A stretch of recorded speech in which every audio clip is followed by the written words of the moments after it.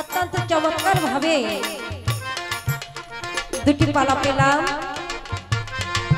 নবুয়ত এবং বেলায়েত।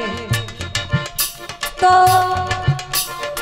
কিছু কিছু পালা আছে যেগুলার পালা শুরুটা এক এক ভাবে এক এক জায়গা থেকে শুরু করা যায়।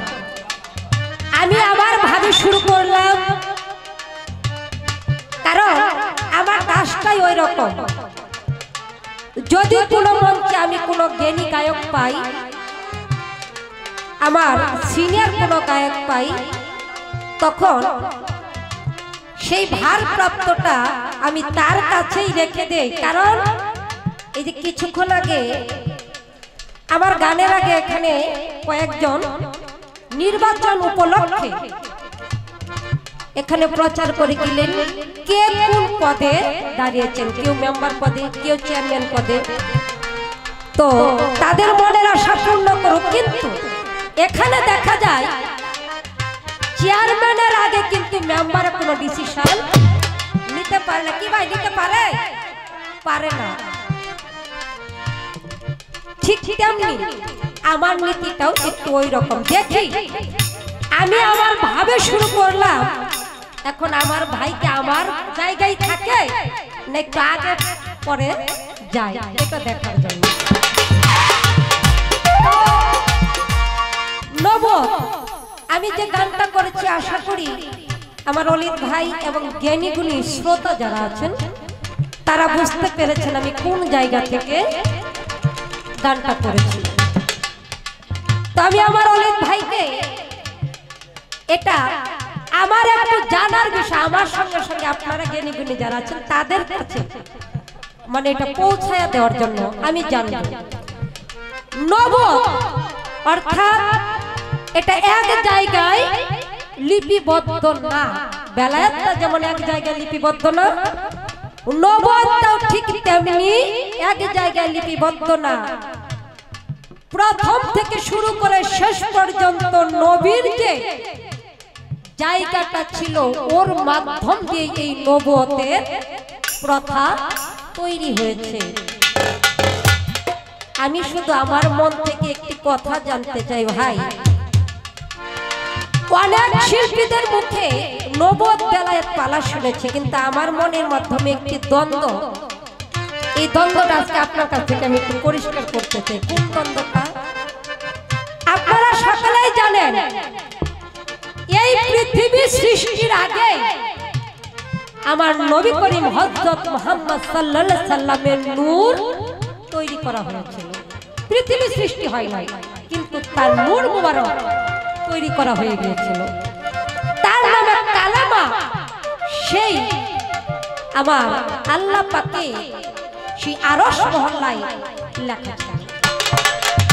পাক পাঞ্জাতন পৃথিবী সৃষ্টি হওয়ার পর এটা প্রচার হয়েছে, কিন্তু এর আগে এই পাক পাঞ্জাতন একত্রিত ভাবে ছিল।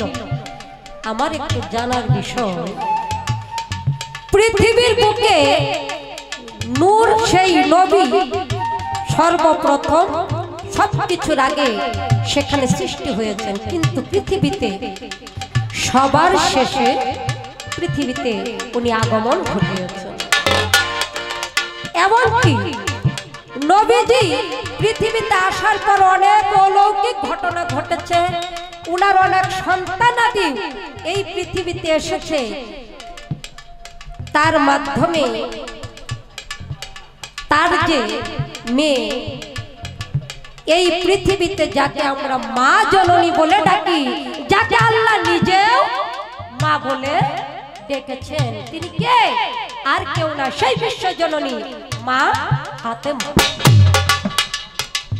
এখন আমার পেশটা হলো পাক পাঞ্জাতন তাদেরকে নিয়ে সৃষ্টি করা হয়েছে। আমার হুজুর পাক হযরত আলী কারিমুল্লাহ ওয়াজহু, মা ফাতেমা এবং তার দুই কলিজার টুকরা ইমাম হাসান এবং ইমাম হুসাইন, এই হলো পাক পাঞ্জাতন। এখন আমার জানার বিষয়, এই যে নবুয়তে এত কিছু, এত নবী থাকলো, কোন নবীর বেলায় পাঞ্জাতন হলো না, এই শেষ নবীর বেলায় পাক পাঞ্জাতন হলো। এবং নবীর আরো মেয়ে সন্তান ছিল, তাদেরকে পাক পাঞ্জাতনে রাখা হলো না, শুধু মা ফাতেমাকেই রাখা হলো। ইহার কারণটা কি? আমার একটু মনের দ্বন্দ্ব। এই হলো প্রথম জিজ্ঞাসা। এবং দ্বিতীয়তে আরেকটু জানার থাকবে, আজকে আমরা যে নবুয়ত গাইতে যাচ্ছি, দেখা যাচ্ছে প্রথম হযরত আদম আলাইহিস সালাম থেকে শুরু করে শেষ নবী পর্যন্ত কি বাবারা 313 জন নবী নাকি নবী আমার হুজুর পাককে নিয়ে পৃথিবীতে আগমন করে 313 জন নবী সহায় কি নবুয়ত পেয়েছে? একটু জবাব করেন যারা জানেন। পাই নাই। আর যারা যারা পেয়েছে এক একজন এক এক ভাবে পেয়েছে। আমার একটু জানার বিষয় হলো ভাই, তারাও তো নবী, কিন্তু এখানে এক একজন পেল এক একজন পেল না, ইহার কারণটা কি একটু আপনি পরিষ্কার ভাবে বলবেন। আর যদি বলে থাকেন যে না সকলেই পেয়েছে, হয়তো তাহলে আমার জানার মাধ্যমেও ভুল থাকতে পারে। তাহলে যদি সবাই পেয়ে থাকে তাহলে আমি জানি না, তাহলে সবাই এটা কোন কোন নবী কিসের মাধ্যম দিয়ে নবুয়ত পেয়েছে। শুধু আখির জামানার নবীরটা জানি, অনেক নবীরটা আমরা জানি না। আপনি একটু পরিষ্কার করে দিবেন এই নবুয়তটা কোন নবী কিভাবে কোন কর্মের খাতিরে কিসের মাধ্যম দিয়ে নবুয়ত প্রাপ্ত হয়েছিল। প্রথম অবস্থায় এই দুইটি কথাই হয়ে গেল। বাজার দেখি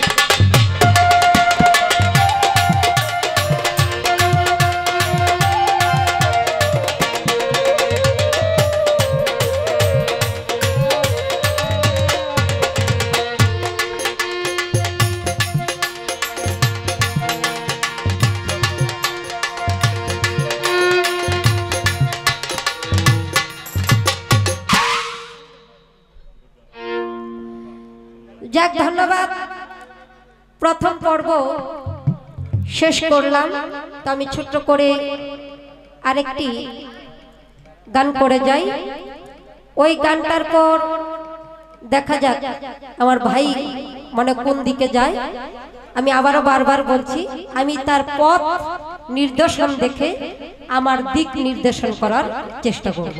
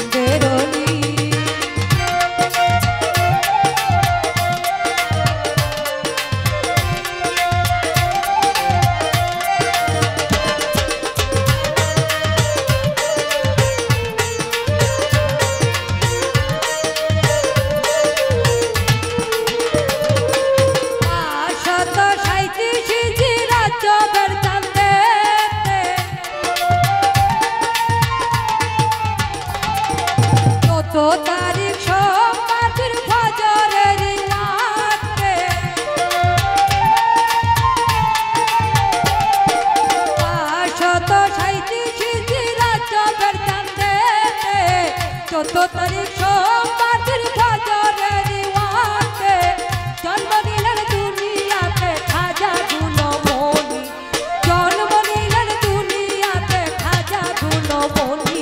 গারিব নেওয়াজ খাজা হিন্দের অলি, গারিব নেওয়াজ খাজা হিন্দের অলি।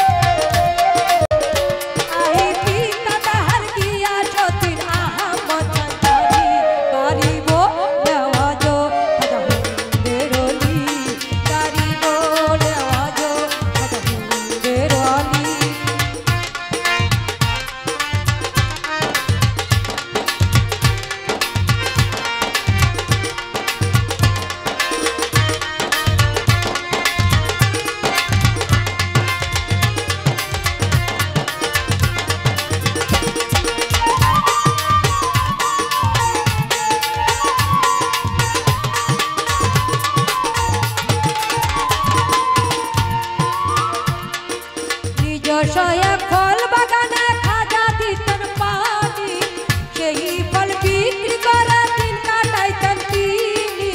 ছদ্মবেশী বাদ জমাতেন খুদার অলি চিনি, ইব্রাহিম কান্দজি নাম বাড়ি ঘটের খনি। খাজা বাবার ফল বাগানে চলে গেলেন তিনি, খাজা বাবা গিয়া তারে কদম বুঝি করে, আঙ্গুর পে দানা ছিলা খাইতে দেয় তিনি রে। ফল দেখিয়া খুশি হইল কান্দজিরা পানি, ফল দেখিয়া খুশি হইল কান্দজিরা পানি। গারিব নেওয়াজ খাজা হিন্দের অলি, গারিব নেওয়াজ খাজা হিন্দের অলি।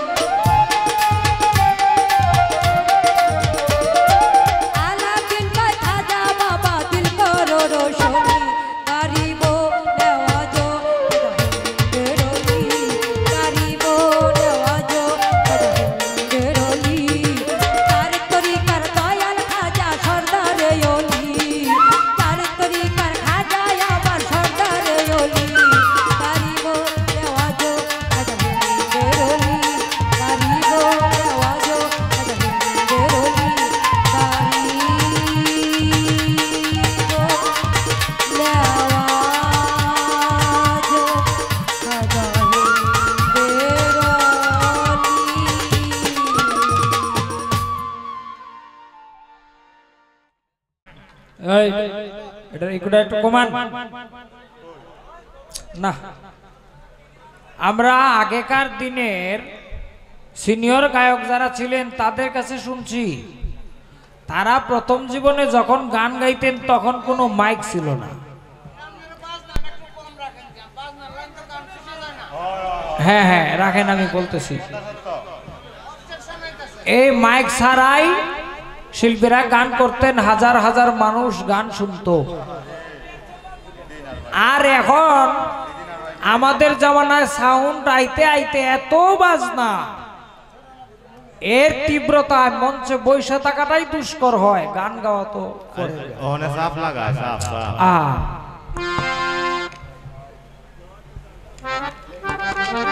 যাই হোক। আচ্ছা আমার বেলা একটু ছোট করে বাজাবেন, কি আর করা।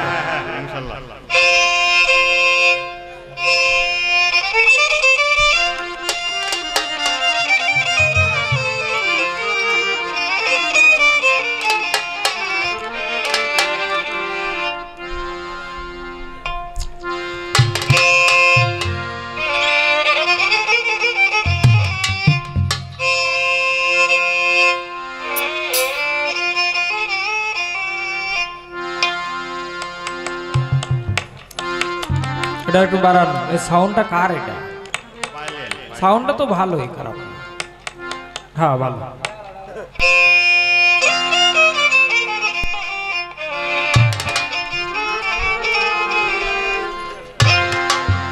আমারটা শুনবেন আকাশ ভাই, শুনে শুনে বাজাবেন।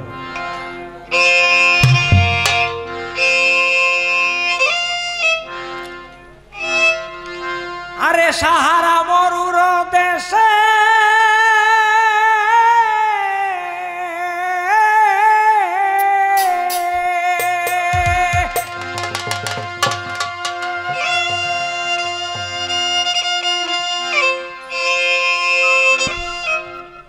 সাহারা মরুর দেশে কে এলো রে মানুষ দেশে, যার পরশে ধন্য এই ধরনী সত্যবাণী, প্রচারিতে নবী গুণমণি, প্রচারিতে নবী গুণমণি সত্যবাণী, প্রচারিতে নবী গুণমণি।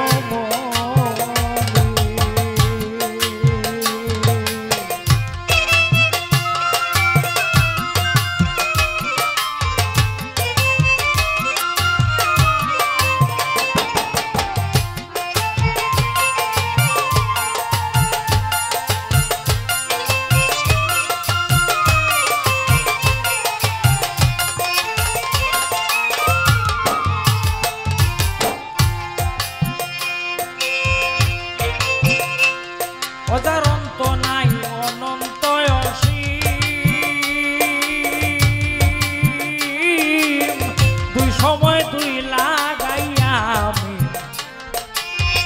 ওয়ে সসীম বাসারে ইনসানি।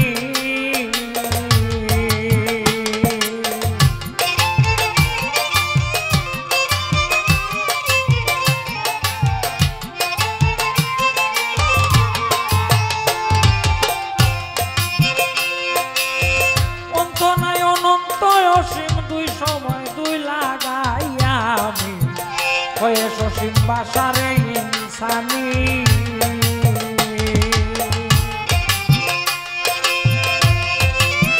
প্রচারিতে নিজ লীলা,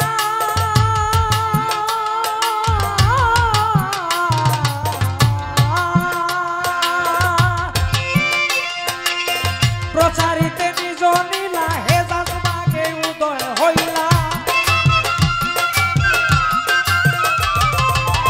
প্রচারিতে নিজ লীলা হেজাজ বাগে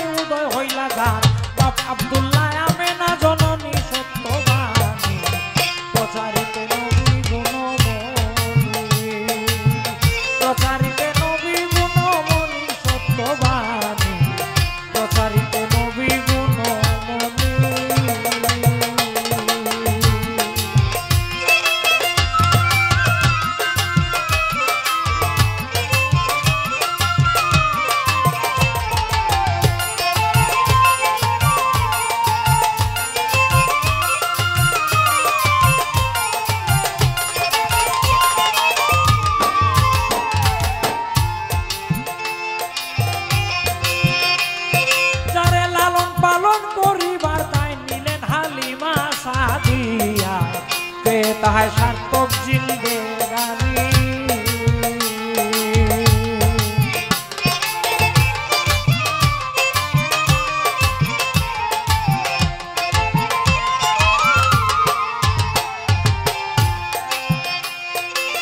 লালন পালন করিবার দায় নিলেন হালিমা সাদিয়া, তাহাই সার্থক জিন্দেগানি।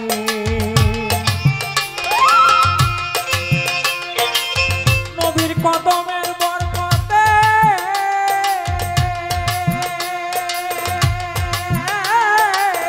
নবীর কদমের বরকতে হালিমার শুকনা কুপেতে,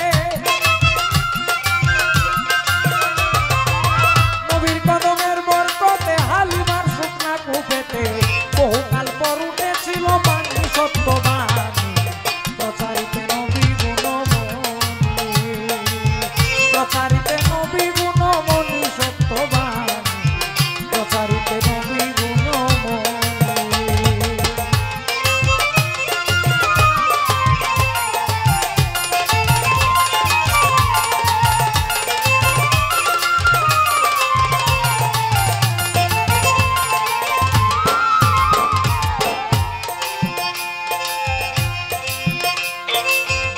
বলবো সেই নবীর শান আমিও দমক করে না দা, যার গুণ গাহেন আল্লাহ কাদের গনি।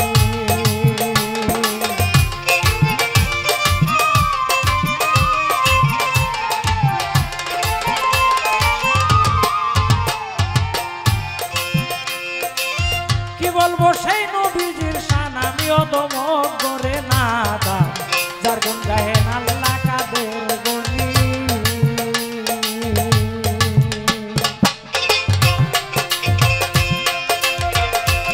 বাউল অমিত মিয়ায় বলে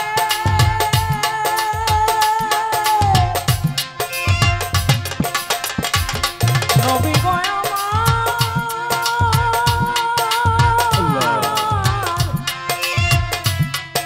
নবীজি,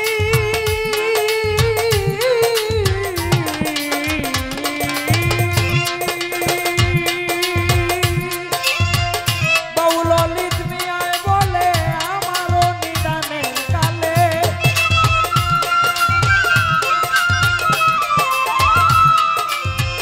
বাউল অমিত মিয়ায় বলে আমারও বিদায়ের গোকালে, উম্মত বলে দিও ছরণ কানি সত্যবাণী, প্রচারিতে নবী গুণমণি, প্রচারিতে নবী গুণমণি সত্যবাণী, প্রচারিতে নবী গুণমণি।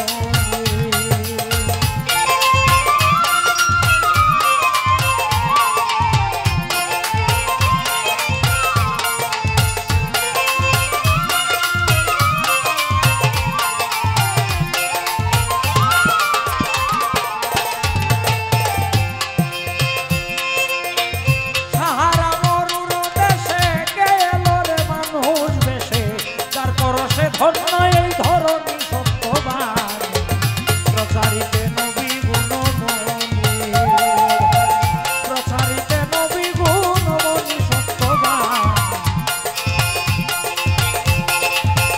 প্রচারিতে নবী গুণমণি।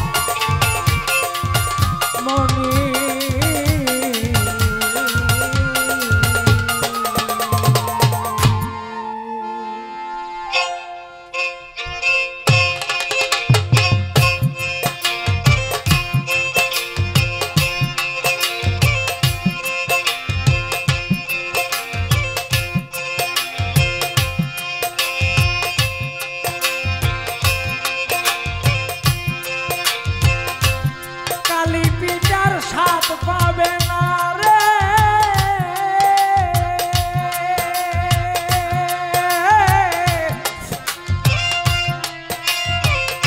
শুকনা পিতার সাথ পাবে না, সঙ্গে কাঁঠাল না লইলে, রসগোল্লার স্বাদ কি পাইবে শিরাসা বাইলে, রসগোল্লার স্বাদ কি পাবে শিরাসা বাইলে।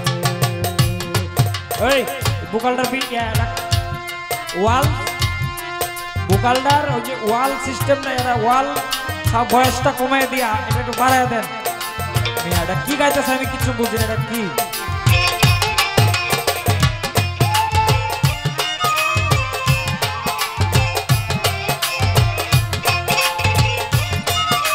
বেহালা পারবে বেহালা।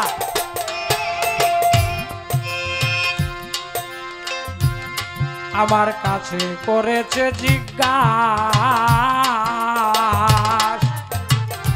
একটা ছোট করে বাজান। যাহা জানি ক্ষুদ্র জ্ঞানে করিব প্রকাশ গো, করিব প্রকাশ। পুরাইব তোমার মনেরই আশ, পুরাব তোমার মনের আশ। বলছে অলিদ বাউলে রসগোল্লার স্বাদ কি পাবে চিরা সাবাইলে, রসগোল্লার স্বাদ কি পাবে চিরা সাবাইলে।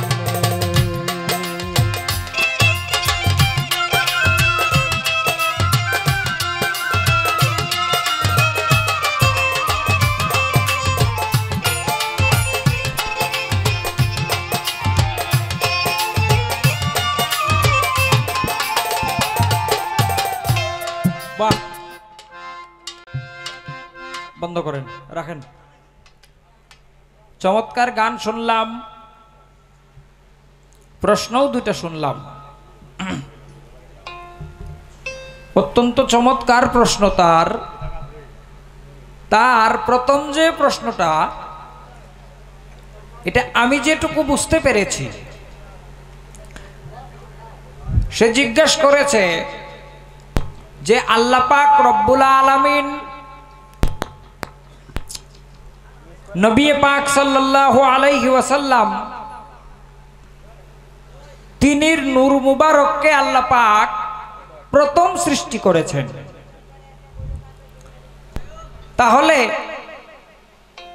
নবীজির নূর মুবারক প্রথম সৃষ্টি করেছেন, ইহা হতে পাক পাঞ্জাতনের সৃষ্টি।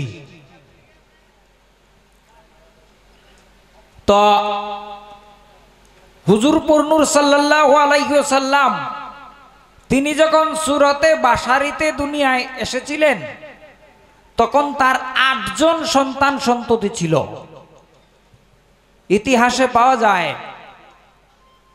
4টি ছেলে সন্তান হুজুরের ছিল, যারা ছোট সময় ইন্তেকাল করেছিলেন, তৈয়ব, তাহের, কাসেম, ইব্রাহিম। 4টি কন্যা সন্তান ছিলেন হুজুরের, জয়নব, রুকাইয়া, কুলসুম, ফাতেমাতুজ জোহরা রাদিয়াল্লাহু তাআলা আনহা। তো তার জিজ্ঞাসা যে নবীজির 4 জন কন্যা সন্তান থাকতে পাক পাঞ্জাতনের একজন হলেন ফাতেমাতুজ জোহরা, আর 3 জন তারা তো পাঞ্জাতনের অংশ হলো না কেন? শুনো, এই পাক পাঞ্জাতন হলো এই যে বিশাল ব্রহ্মাণ্ড সৃষ্টি করেছেন আল্লাহ পাক, এই বিশাল ব্রহ্মাণ্ড সৃষ্টির যে মূল শক্তি, এই মূল শক্তি 5 ভাগে ভাগ হয়েছে। এই পঞ্চ শক্তি হলো পাক পাঞ্জাতনের 5 জন। এনারা এই পঞ্চ শক্তি আহাদ থেকে সরাসরি বিভাজন হয়েছেন। যখন কোনো কিছু ছিল না, তখন শুধু আহাদ ছিলেন। আল্লাহ পাক বলেছেন, আল্লাহু আহাদুন লাম ইয়াকুন মাহফুসাই। অর্থাৎ যখন এই ব্রহ্মাণ্ডে কিছু ছিল না, তখন আল্লাহ পাক বলেন আমি শুধু অখণ্ড রূপে ছিলাম। সেই আহাদ থেকে তিনি যখন নিজেই প্রকাশের ইচ্ছা হলো তার অন্তরে, তখন আহাদ থেকে বিভাজন হলো যে শক্তি, এই শক্তির মাঝখানে মিম, একটা মিমের আবরণ ব্যবহৃত হলো, তখন হলো আহমদ। এই আহমদ থেকে 5টা তন পঞ্চ মহাশক্তি, এই আহাদ থেকে ভাগ হওয়ার মাঝখানে যে মিম রূপী যে শক্তিটা, এটাই হলো ফাতেমা। এই জন্য এই পাক পাঞ্জাতনের মৌলিক সৃষ্টির মৌলিক যে শক্তি, এই শক্তি 5 ভাগে ভাগ হয়েছিল, 1 ভাগ ফাতেমা। এই জন্য তিনি পাক পাঞ্জাতনের মধ্যে শরীক হয়েছেন, অংশ হয়েছেন। আর হুজুর যখন সুরতে বাসারিতে মানব সুরতে দুনিয়াতে এসেছিলেন, মানুষের যে রীতি, মানুষের যে নীতি, মানুষের যে আচার বৈশিষ্ট্য, সেই রীতি নীতি আচার বৈশিষ্ট্য রক্ষা করতে তিনি আরো 60টি সন্তানের জন্ম দিয়েছিলেন বটে, কিন্তু এরা সৃষ্টির মূলের কেউ নয়। সৃষ্টির মূলের যে সন্তান, সৃষ্টির মূল যদি তুমি ধরতে চাও, তাহলে এই পাক পাঞ্জাতনের মধ্যে কেউ কেউর চেয়ে ছোট নয়, কেউ কারো চেয়ে বড় নয়, তবে শরীয়ত ভিন্ন, হাকিকত মারফত ভিন্ন। এই জন্য এই পাক পাঞ্জাতনের 5 জনের একজন হলেন মা ফাতেমা। পাক অত পবিত্র, তন মানে দেহ, 5 তো 5ই। এই যে পাক পাঞ্জাতন, পাঞ্জা অত 5, তন অর্থ দেহ, 5 দেহ পাক, অর্থাৎ পবিত্র 5টি দেহ, যাদেরকে কোনো নাপাকি স্পর্শ করতে পারে না, কারণ তারাই হলেন সৃষ্টির মৌলিক শক্তি। এই হলো তোমার একটা জিজ্ঞাসা ছিল, এনারা সৃষ্টির মূল। আর নবীজি যখন মানুষ সুরতে পৃথিবীতে আসছেন, তখন মানুষকে মানুষের আচার ধর্ম শিক্ষা দিতে গিয়া মানুষের রীতিনীতি তিনিও অবলম্বন করতে হয়েছে। বাকি যে 7 জন সন্তান, সেই 7 জন সন্তান হলেন মানুষের রীতিনীতির ফসল, তারা সৃষ্টির মৌলিকে না, মূলে না। এই জন্য ইনারা পাক পাঞ্জাতনের মধ্যে গণ্য হতে পারেন নাই। তার আরেকটা জিজ্ঞাসা শুনলাম যে 313 জন নবী, কয় 313 জন নবীর মধ্যে 313 জনে কি নবুয়ত পেয়েছেন কিনা।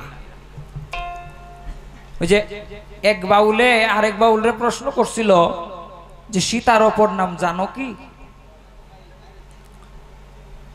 এই বাউলে কয় এটা কিতা প্রশ্ন করলেন, আমি তো বুঝলাম না। কয়দিন ধরে গান গাছ, সীতার আর একটা নাম এই তো জানো কি? এটাই বাউলে পেঁচ দিয়ে প্রশ্ন করছে।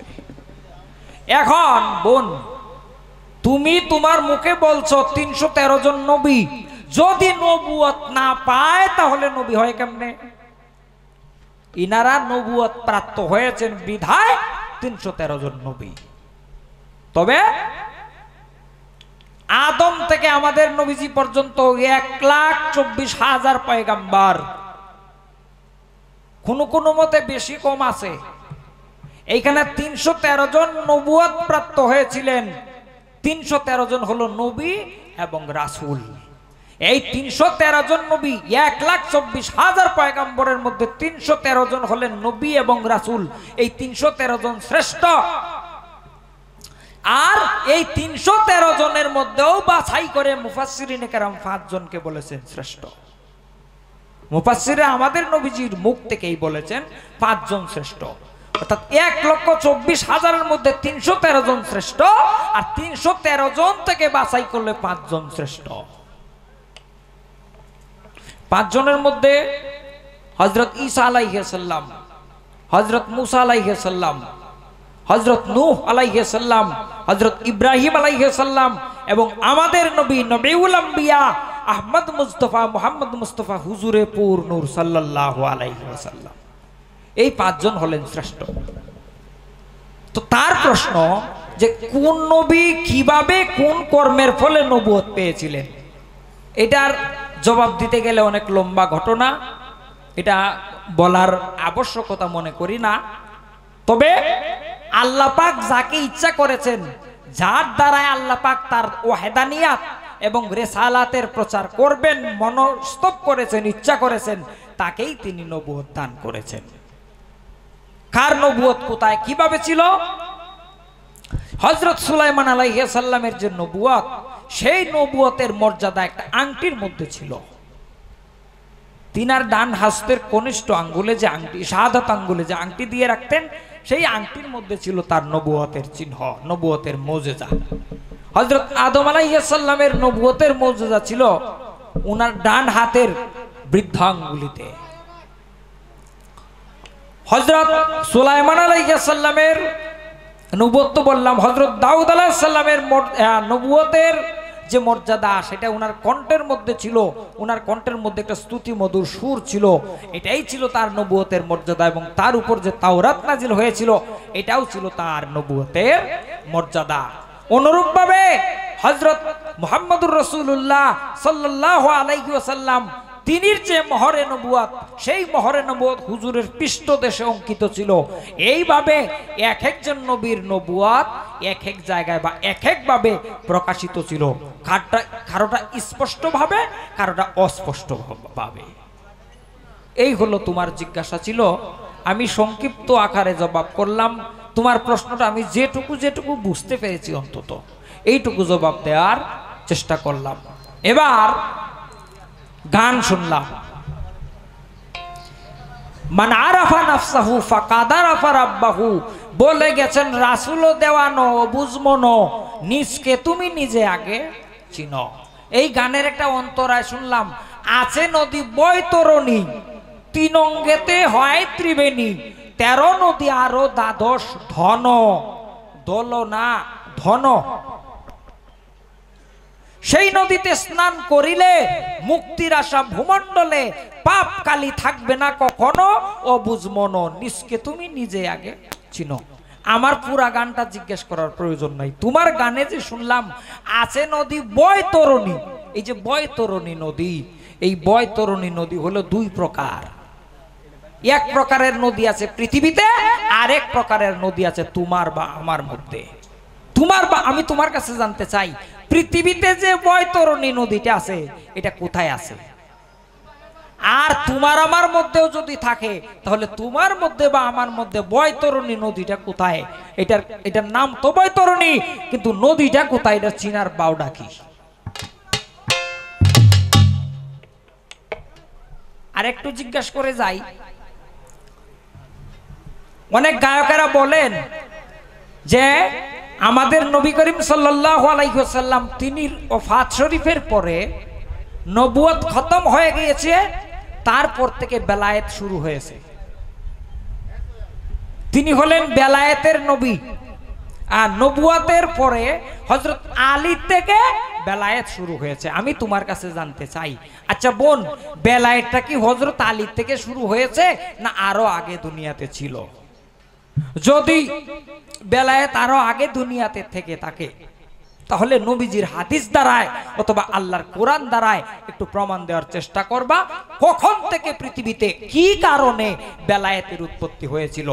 এটা কি আমাদের নবীজির পরে না আগে? যদি আগে থেকে থাকে তাহলে সর্বপ্রথম বেলায়েত পৃথিবীতে কখন আসছে, কেন আসছে, কার মাধ্যমে এসেছিল? এই দুটি কথা।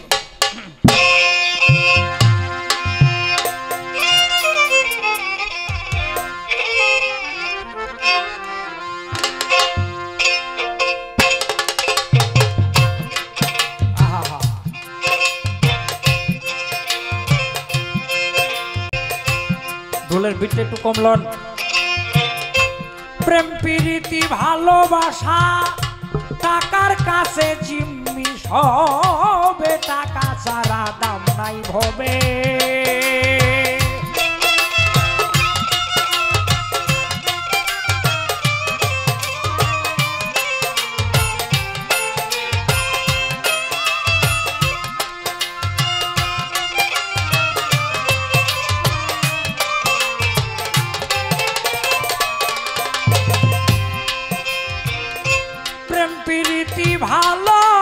ভালোবাসা প্রেম প্রীতি ভালোবাসা টাকার কাছে জিম্মি, সবে টাকা ছাড়া দাম নাই ভবে।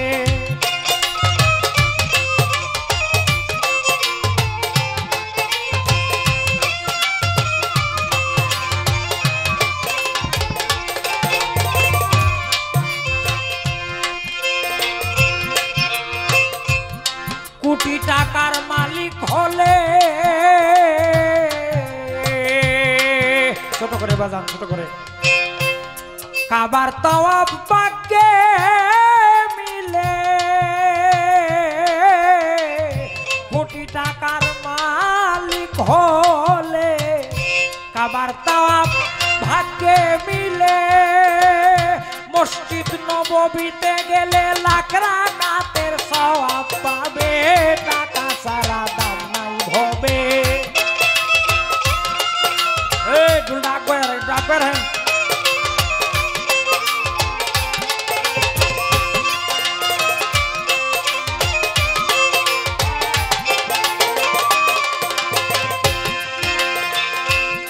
মসজিদ নববীতে গেলে, মসজিদ নববীতে গেলে লাখ রাকাতের সওয়াব পাবে, টাকা ছাড়া দাম নাই হবে।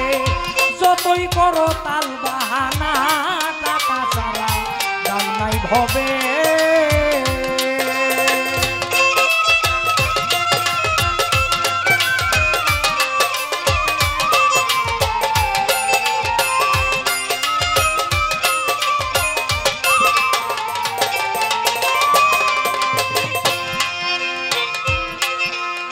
ও ভাই টাকার জুড়ে সমাজপতি,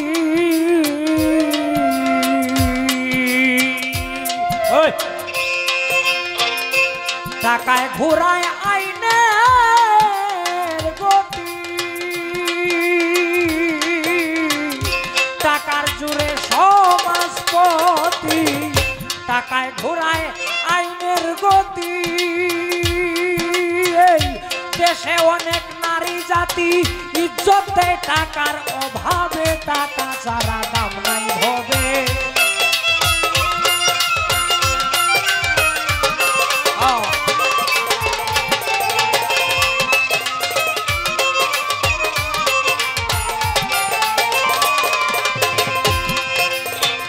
দেশে অনেক নারী জাতি, দেখছি দেশে অনেক নারী জাতি ইজ্জত দেয় টাকার অভাবে, টাকা ছাড়া দাম নাই হবে। যতই করো তাল বাহানা, টাকা ছাড়া দাম নাই হবে।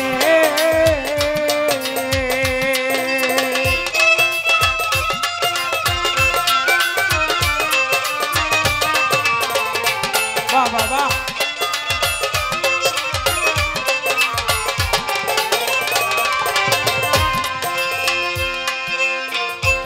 করতে গেলে জ্ঞান অর্জন, এখানেও টাকার প্রয়োজন।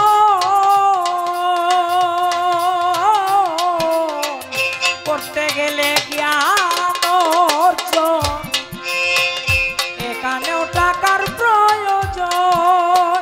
যেতে ভারত জাপান লন্ডন, যেতে ভারত জাপান লন্ডন, টাকার দরকার দেখুন ভেবে, টাকা ছাড়া দাম নাই হবে।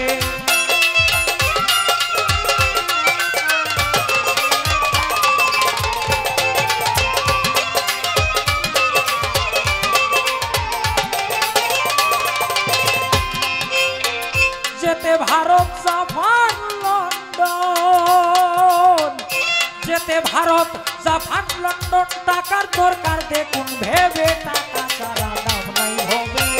যতই করো তাল বাহানা, টাকা ছাড়া দাম নাই হবে।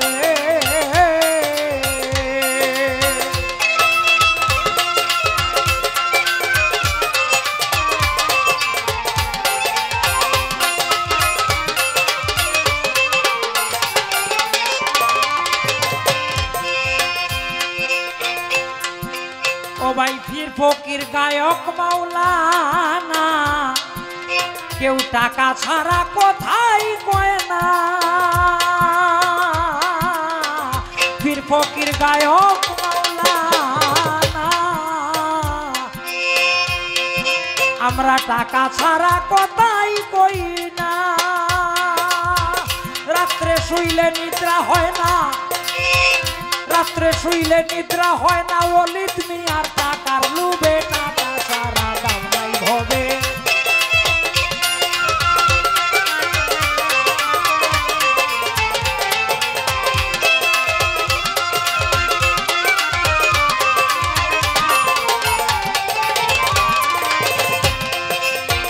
বিছনায় শুইলে নিদ্রা হয় না, বিছনায় শুইলে নিদ্রা হয় না। ওলিদ মিয়ার টাকার লোভে, টাকা ছাড়া দাম নাই হবে। যতই করো তাল বাহানা, টাকা ছাড়া দাম নাই হবে।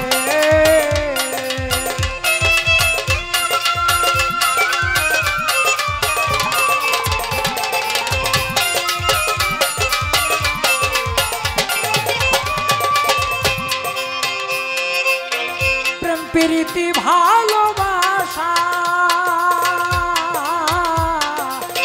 প্রেম প্রীতি ভালোবাসা টাকার কাছে জিনিস হবে, টাকা ছাড়া দাম নাই হবে, যতই করো তাল বাহানা টাকা ছাড়া দাম নাই হবে, টাকা ছাড়া দাম নাই